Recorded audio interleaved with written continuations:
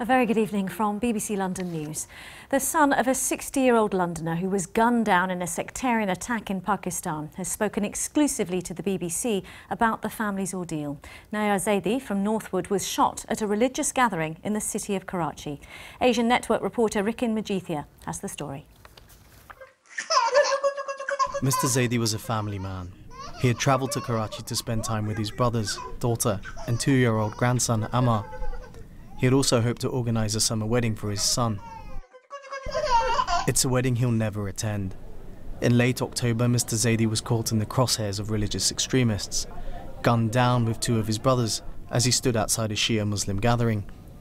His eldest son, Nazar, who lives in Northwood, has been speaking for the first time since the attack. It was a sort of ladies' religious gathering at a private residence, and all the ladies were inside the house and a few menfolk, including my dad and his brothers, were outside, and 2 men on a bike with guns turned up and they started shooting sort of each person there.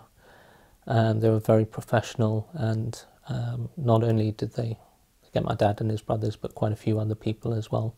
In the aftermath of the massacre, authorities in Pakistan raided nearly 100 seminaries. They detained dozens and seized an arsenal of weapons. Nazar has been travelling back and forth between London and Karachi his whole life. He says he's sensed a disturbing change in the atmosphere there. There's elements in Pakistan which quite clearly preach that Shias are non-Muslims, and if you kill a Shia, you go to heaven. When I was younger, we used to go to the mosques quite freely and easily, but now if we turn up, there's security, there's armed guards, there's people whose photos are up in the mosques who've been killed by suicide bombers. So it's been a massive change since I was going there from quite a young age. The Zaidi family will remain broken forever. Nazar's 2 uncles also died in the shooting. Another 2 were treated for bullet wounds. How would you like your father to be remembered? Just as someone who was very peaceful, who had a great outlook on life, who really just believed in being a positive person and making a contribution to his family, his friends and wider society.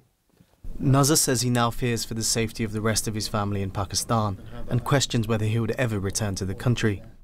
Rickin Majithia, BBC London News.